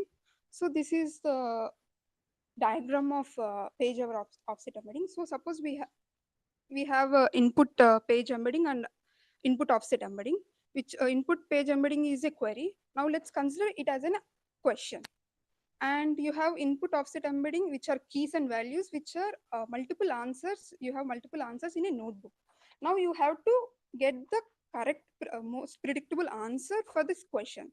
So in order to get that answer, we are doing this scaled dot product attention. So we are multiplying the question with the first answer, then the result is 0.1. Then you are multiplying the question with second answer, which is 0.2. So I hope everyone knows how dot product works. Okay, so then then we are multiplying the question with the third answer, which is 0.8 and minus 0.4, which then you get 0.6. So these are the corresponding weights for those corresponding answers. So the highest weight will be the most predictable or accurate answer for that particular question. So in this way, we are able to get the offset for that offset page over offset embedding. Now what we are doing next is we are doing the weighted sum with all the corresponding weights for corresponding weights, and finally we are getting the page over offset embedding. So here also we are just multiplying the values with corresponding their weighted sum, and the total summation using the softmax attention we are doing. Total value will be 0.55 and minus 0.29. So that's how we are getting the page over offset embedding. Then now let's talk about some of the key parameters, hyperparameters we used in order to train our Voyager model. So which are learning rate, batch size. So this will control the speed of the weight during the training, and the batch size is something, the number of sample processed per training. Then we have optimizer. So the algorithm that adapts the Voyager's parameters effectively during the training. And we have epochs, how many times the model has to run through entire training data set. Then we have dropout rate and weight decay. So both are same. So it will reduce the overfitting, and so that the Voyager doesn't memorize everything, specific programs. Then we have gradient clipping, which this caps the gradient size, preventing sudden spikes so that it could destabilize the training. Then we have warm-up steps, which here what we do with this parameter is there are just few training steps where the learning rate is gradually increased instead of starting from high, so that it can help the model to warm up smoothly. Okay, let me talk about some of the training details of our Voyager model. So Voyager trains online continuously, updating as the program runs. So what is this? So Voyager is not trained in an offline mode. Like there is no fixed size data set that is being pushed to Voyager so it can learn inferences from that. It's not like that. So as the CPU keeps accessing new memory addresses, all of these are being updated by the Voyager, and it learns from those immediately made memory accesses. And Voyager is trained for an epoch of 50 million instructions. So in the first epoch, it takes in 50 million addresses that are continuously being generated, and then it gathers inferences from all those 50 million instructions. And after gathering those inferences, those inferences are used to predict the next 50 million instructions, and likewise, it's going to predict the next addresses. Input sequences of memory addresses represent real-time workload. Voyager update waits dynamically to adapt the changing access patterns, because earlier I told you that stride is constant, right? If the CPU keeps accessing a memory addresses that has a constant stride, that is fine. The Voyager knows it. But what if the CPU accesses randomly? What if the CPU accesses the memory addresses in a random manner such that there's no correlation between any of the two consecutive addresses? So in order to tackle that, Voyager keeps dynamically updating its weights in order to adapt the changing access patterns. And all of this is actually simulated in a simulator called ChamSim, the second JLP cache replacement championship based simulator, which we'll be talking about more in the further slides. So let me talk about this page aware offset embedding layer. So this is actually a really special layer that is present in the architecture as mentioned by Divya. So what this does is it takes the offset embedding, and then it modifies the offset embedding such that it generates a page context. So in order to generate this page context, it is going to use something called experts, or you can say a mixture of experts. So in the embedding layer, there are like around 100 experts. Expert is nothing but it's a miniature scale machine learning model that is perfect at doing a certain task. In here, it is perfect at providing the page context. So all the offsets are being sent to the experts, and then expert is going to reiterate the embedding of that offset and provide page context in that, so that it can actually navigate to which page the offset does really belong to. And then, as told by Nikitha, it has an attention mechanism. It computes the dot product scores correlating to the page embedding, which is nothing but a query with the expert embedding, keys and values, as told by Nikitha. And after the attention mechanism, it generates the final page aware offset embedding by combining the expert embeddings weighted by their attention scores. What the benefits is that it enables unique offset representations per page, drastically reduces embedding layer size and training complexity. For example, if you take a book and then if you're asked a question to navigate to a line 56, you can navigate that line in first page, you can navigate that line in second page, you can navigate to that line in third page. So you're not provided the page number, right? So you don't know which page to go. Likewise here, without this reiteration of that offset embedding, the offset doesn't know which page to go. Then thereby, if you provide, thereby the layer provides that kind of a context so that it goes to that respective page and then grab that address from there. And the next is covering compulsory misses. So even though the prefetcher model seems highly likely in order to gather each and every memory addresses, there are still chances where misses might occur. For example, when the system just starts and when CPU has not yet requested any of the memory addresses and the prefetcher is still working, it doesn't have any inferences in order to get the next address, because the CPU hasn't made any of the accesses. So that is called cold start. Cold start is a compulsory miss that occurs the first time a memory block or a cache is accessed. So it is impossible for any of the available prefetchers in order to prefetch some address that the CPU is going to use at the time of cold start. But the solution is that all those prefetchers, what they can do is to consider this as a cache miss and tries to tries to cover that cache miss by prefetching the following addresses requested by the CPU. So in delta-based approach, a delta stream captures infrequent addresses that cause these compulsory misses. So Voyager expands vocabulary to include deltas representing differences from a previous page. So Voyager vocabulary consists nothing but Voyager vocabulary is a list of tokens. It contains page tokens, it contains offset tokens, and it contains delta tokens. So it keeps expanding this page, offset, and delta tokens in order to include deltas representing differences from previous pages. And it balances accuracy and vocabulary size, improving prediction of rare memory accesses. What are these rare memory accesses? So as I told you, the CPU can randomly access any address. You never know. So these rare memory accesses are nothing but they appear very irregularly and very infrequently, and learning inferences from them is almost useless. So in order to address that, it also learns address correlation for infrequent addresses and tackle the rest of the misses.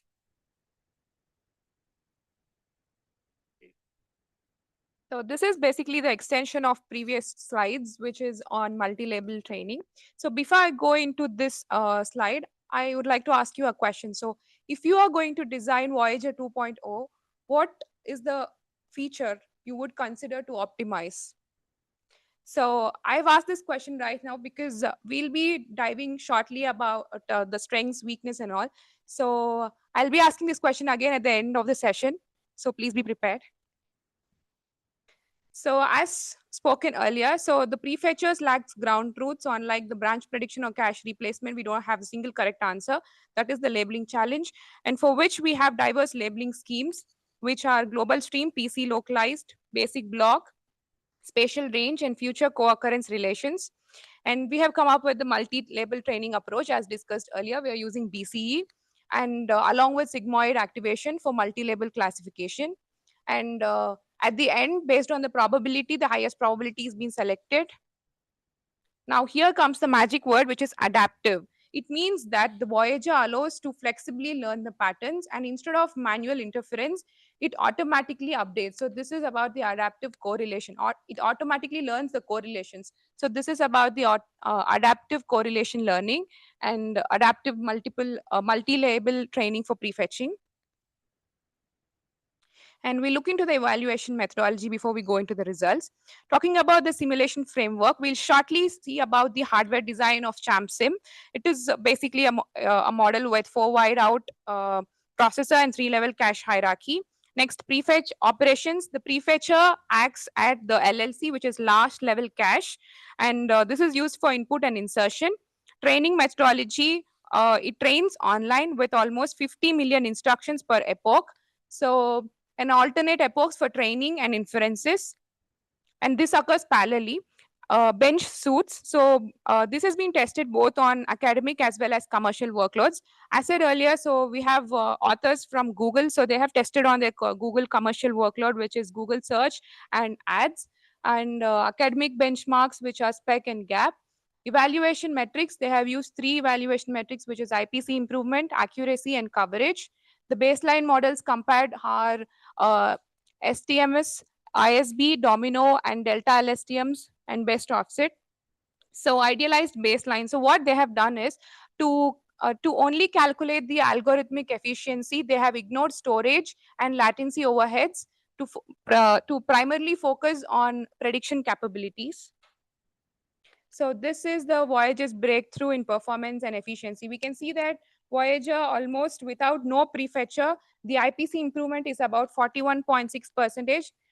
Compared to the traditional ones, Domino and ISB, it is almost double.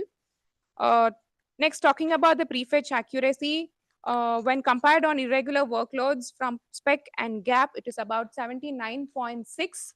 And talking about the overhead, it is 15 to 20 times lower compared to the prior models. And it's also 110 to 200 times smaller. Though it is smaller, it comes with its own disadvantages. We'll look into that shortly.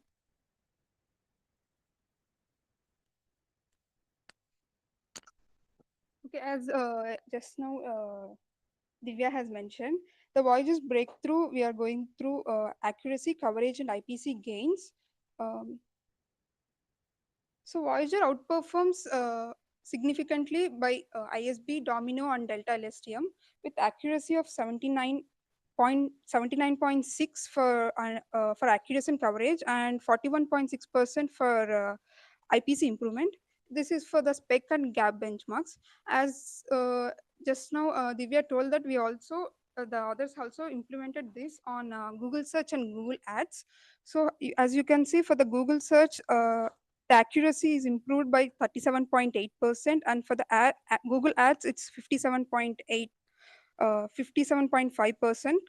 So these results prove that Voyager's practically impact, and it can apply on real world applications also. Now let's talk about Voyager's breakthrough in prefetching. So as this is just a summarizing of Voyager. So as we already mentioned that we are combining the delta and address correlations to cover different types of patterns, which are regular, strided, or irregular patterns.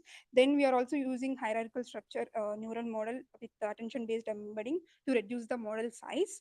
And we also they also performed this on commercial workloads, which is Google Ads and Google workloads. So this will help the Voyager to achieve high accuracy with significant lower cost.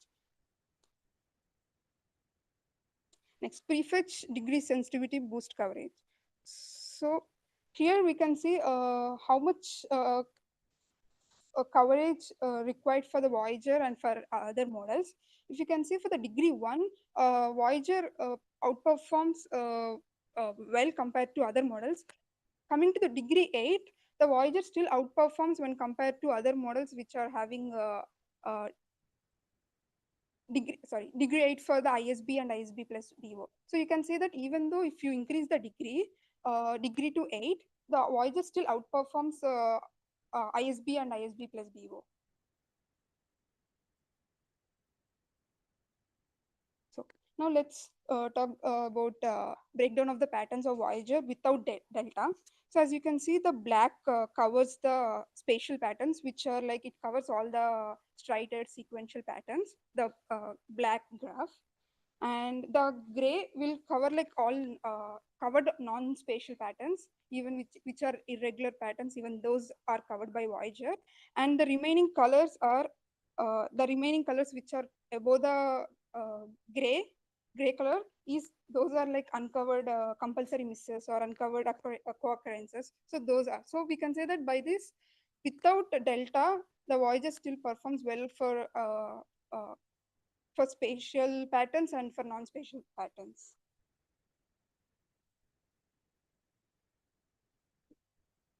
Let me talk about the maximizing prefetch coverage with Voyager's feature and label strategies. So it uses sequence of data addresses as features, outperforming single address features in the prior prefetchers, and also incorporating a data address history, improved coverage approximately 16 to 20%. And then PC remains valuable for labeling, aiding, and prediction quality.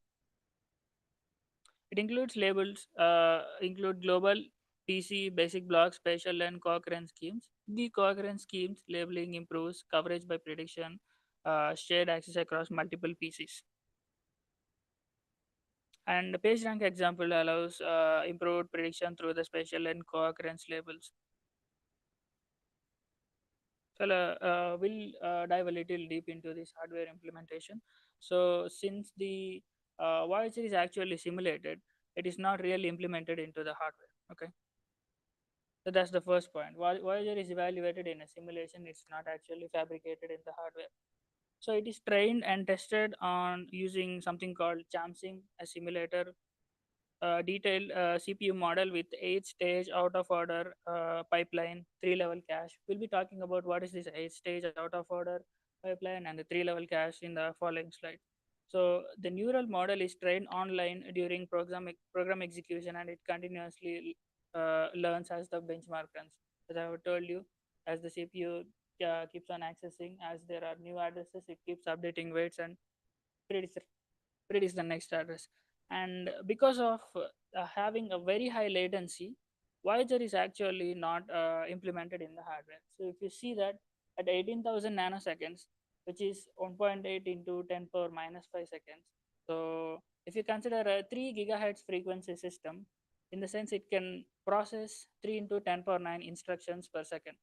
But how many instructions can the CPU actually process in 1.8 into 10 power minus 5 seconds? We just multiply that 3 into 10 power 9 with that value, we will be able to get something 54,000 instructions.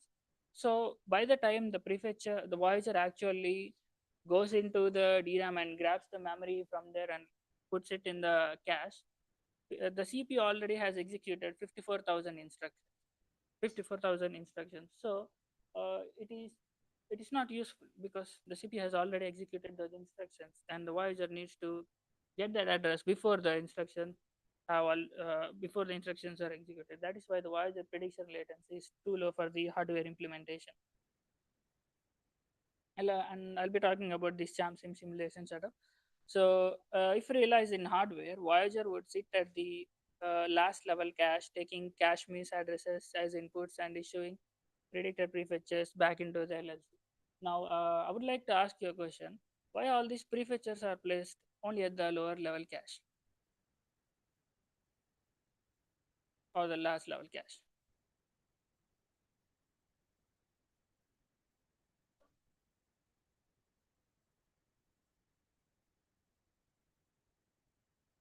Yeah, but it can be closer to CPU, right? Because CPU is the one who is using all the addresses that are prefetched by the prefetcher.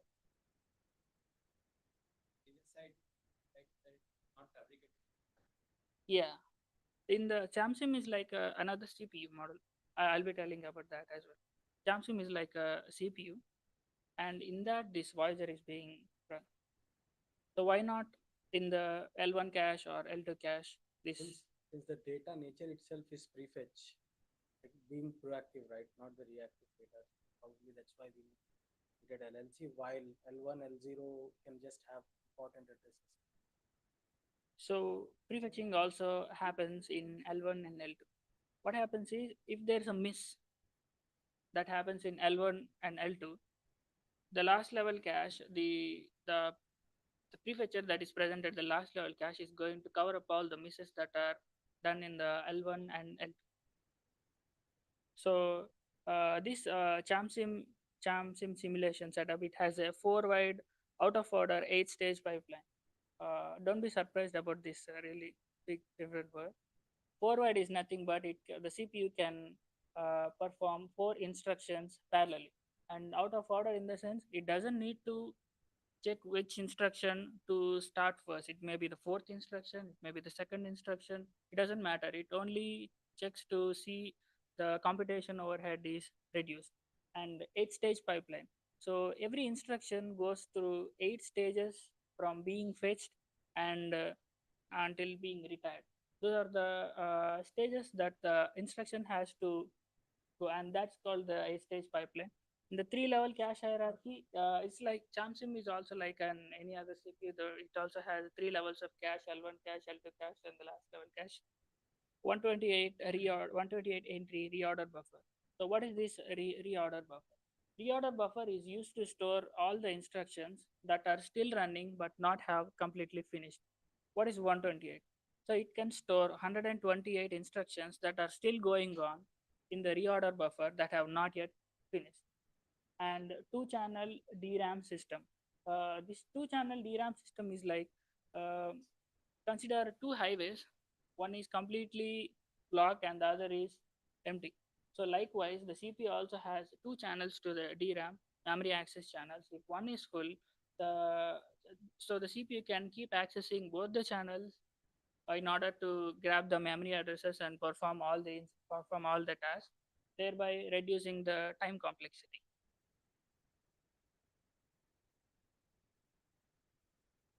Okay, now let's talk about Voyager SWOT analysis, which is strength. So the strengths for the Voyager is hierarchical page offset decomposition, which solves the class expression problem.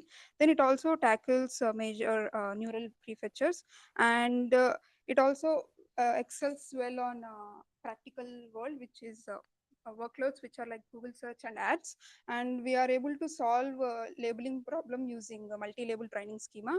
And we also combining both the delta vocabulary and address correlation together, which will help you to which will capture the compulsory misses also. Yeah, so opportunities. It adapts Voyager's approaches to broader neural prefetching applications, leverage multi-label flexibility for evolving workload patterns, expand database coverage to capture new memory access types, integrate with emerging hardware and accelerations for efficiency, collaborate with industry leaders to validate on a diverse real-world workloads. And what are the threats? So emerging prefetcher models might address class explosion differently.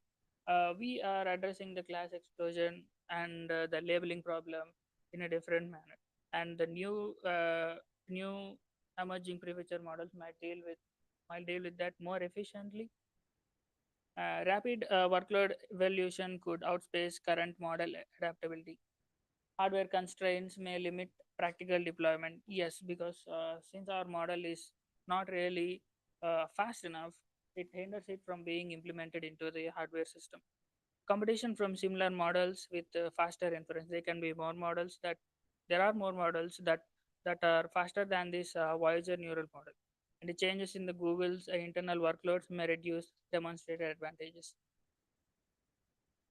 Next, we look into the weakness we analyzed. So the complex model might increase the design and computation overload. And the other point is that as we have multiple labels, what happens is it might create ambiguity. The next one is delta inclusions adds processing steps, which could impact the latency, and potential scalability challenges can be seen on extremely large data sets. And it is limited insights can be seen on performance on non-Google workloads. So what actually holds Voyager back? So talking about it, it's the inference latency. So what happens is because of this inference latency, though it has reduced to 18,000 nanoseconds, still it is really slower for the CPU. So it is basically like having a fast brain, but having slow reflexes. Then the next one is online training overhead struggle to scale across diverse workloads. And we have persistent hardware integration challenges, which hinder software hardware bridging. And underperformance in highly structured or fixed pattern tasks have been observed.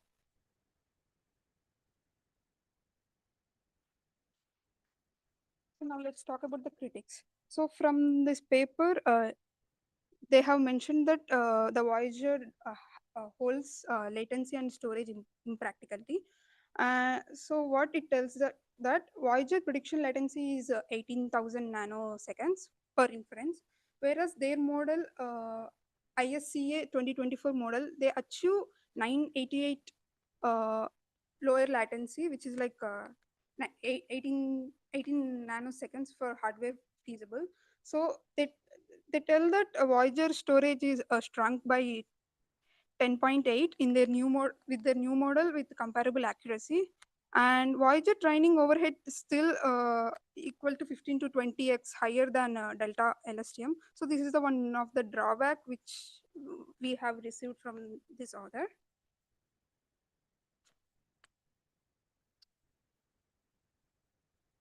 Yes, okay.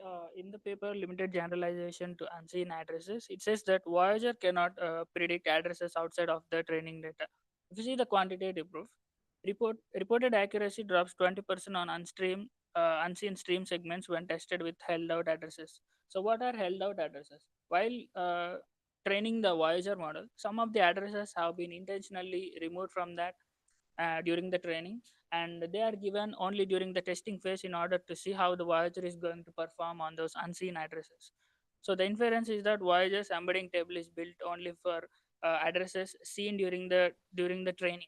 New pages offsets doesn't have any corresponding embedding, and thereby zero probability of that output. It leads to overfitting on the spec and gap traces, fails on the dynamic workloads like OS kernels and browser traces. And another critic is that Voyager is exclusively benchmarked only on spec or gap benchmark suits, but the cloud suit says otherwise. Voyager is evaluated only on spec 2006 and gap graph workloads. There is no web or analytics or AI traces that is going to show that Voyager can outperform in different aspects. What the cloud suit does that is it takes a workload of greater than 1 terabyte of memory and share the data across many threads, making Voyager space and offset design too limited to capture their fine-grained access patterns. So the cloud suite data promises data serving workloads have a 65% temporal reuse, but the Voyager models cover less than 25% of it.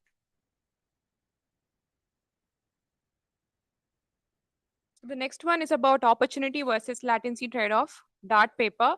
So in the previous paper, which Harshith spoke about, there's an interesting point. So the authors of this paper have again came up with a better interesting models, and they criticize their own model.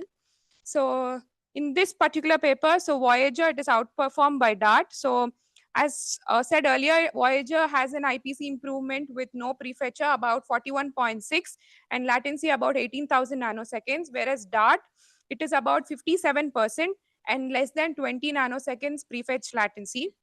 So the inference here is Voyager, though it offers good prediction quality, it sacrifices timeliness, and late prefetches arrive after the cache miss has already taken place. So whereas the DART, it compresses the model into the tabular form and preserves the accuracy and achieves about more than 900 times speed up in prefetch timing. Next, we'll go to the key discussion. So I have a question. So how does prediction latency affect real-world neural prefetcher utility? Okay.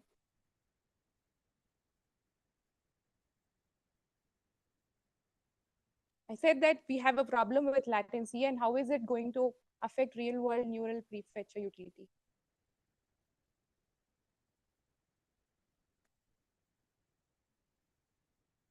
Okay, I'll be looking to the answer. So Voyager is almost 15 to 20 times faster prediction, but then lower latency per prediction. It's too slow for on-chip use. So practical deployment would require hardware acceleration or lightweight neural models to bring the inference latency to micro architectural scale. So now, again, I'll ask this question. So if you are going to redesign this Voyager, so what would you consider? What feature would you consider for redesigning it? So if you ask me, I'll definitely tell I will go with the architecture part because I'm not happy with using LSTMs. I would just dive deeper and maybe explore about perceptrons using small perceptrons or anything else so that we can also reduce the latency part. So if you are interested to read this paper, please have this question in mind. could simpler ML models or hardware accelerators enable Voyager's practical use?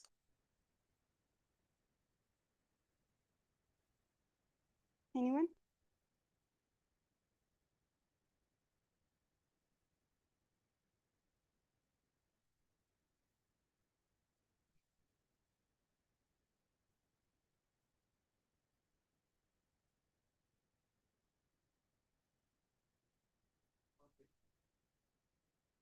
Yeah. Correct.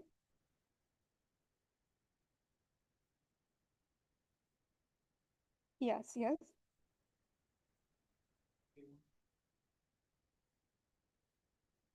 So the paper suggests that simpler models like, yeah, as you told, perceptrons or CNN-based accelerators could replace the LSTM, which makes it more inference and feasible. And these paths can make neural prefetchers energy efficient and deployable in the modern process.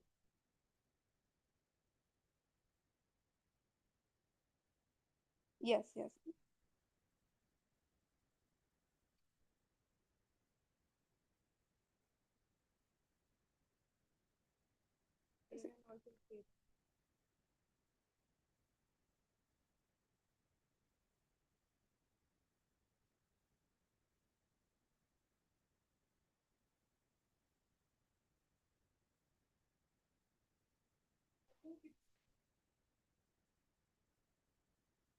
For like nearby processes, so again it's gonna affect the latency cost.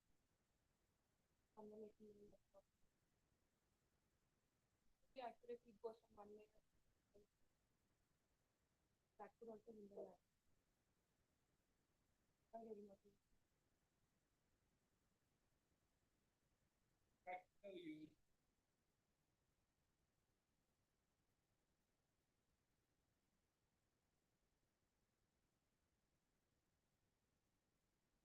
Covering the accuracy and the coverage. Total number of misses. Data which is being covered. The amount of data which is being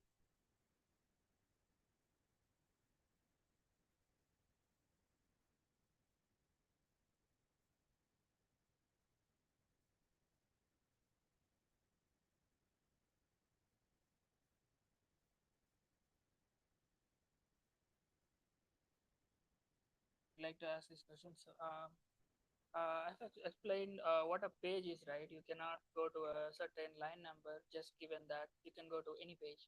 So, where do you think does this page scheme fail? Any ideas? Dividing the entire 18 trillion memory addresses into pages. When does this fail? In the sense when the prefetcher fails to prefetch the address because of dividing this into the pages.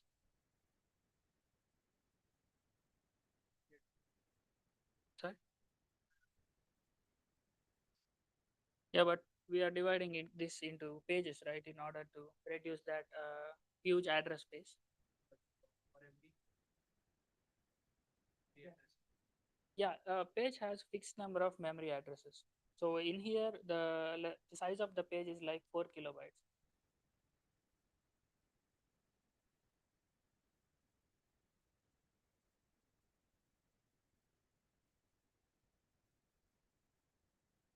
Close, but Fitting page into cache.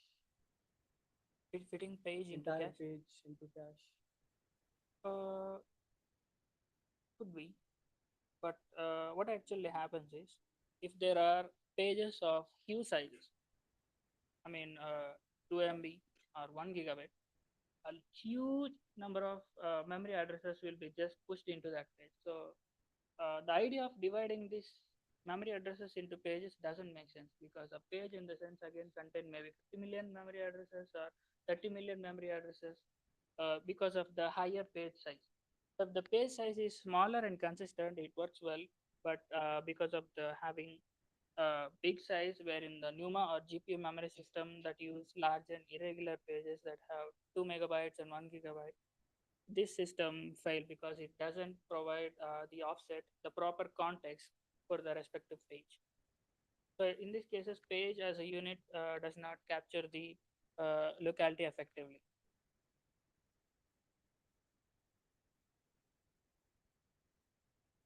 Yeah. Any questions?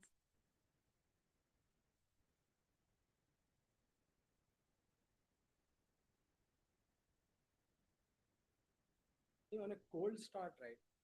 Sorry? On a cold start, we don't have any address ambiguity, right? Because on a cold start, we could prefetch only program. Yeah. So what's the issue at that point of having latency? The CPU is busy with having to have initiate program and all that. So the issue with the latency is when the Voyager is trying. The context is cold start, not Context during is- the mid program. Okay, cold start. During the cold start. So there will be no memory addresses in order to prefetch. As you said, only the program starts, right? And once it starts, once the address is coming in, only then it starts to prefetch. The problem arises when we are in the program. Any questions?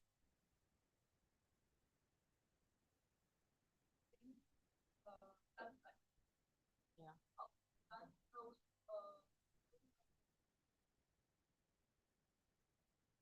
Basically, your question is that how is the program? Yeah, it's done online. So the thing is, that's a very interesting question. So the process occurs parallelly. Suppose we have n epochs which are being trained. So the n+1 epochs are being prefetched parallelly. So what happens is the model uses the recently trained weights. So that's why it does not reduce the speed.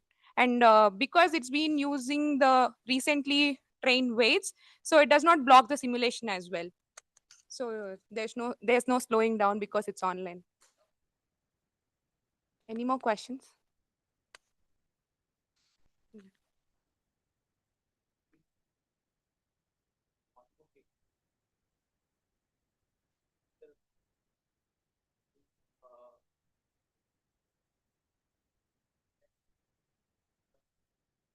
It doesn't generalize well to unknown behavior. Is it this one? So, why does omitting should hence generalize better over time? What is people generalize? Online training should help the model learn better as time passes. Still, why? So the thing is, while training, some of the addresses are intentionally being removed. So the Voyager doesn't know what references it can grab to in order to prefetch the next address, right? So when the model is being trained, these held out addresses are nothing but they are actually being removed during the training process, but they are also added in the testing phase to see how the Voyager is going to perform on unseen addresses. Yeah, to add this, the second point in the inference, it says 0 probability output. So I think explaining that would help you help with your question. So the thing is that the table which is for Voyager, it consists of pages and offsets. So what happens is whenever a new memory address is being added in the runtime, so it does not consider that particular address. So the probability of that becomes 0. So it's not considering any new address other than the one which it is being trained on. Yeah, I hope it answered your question.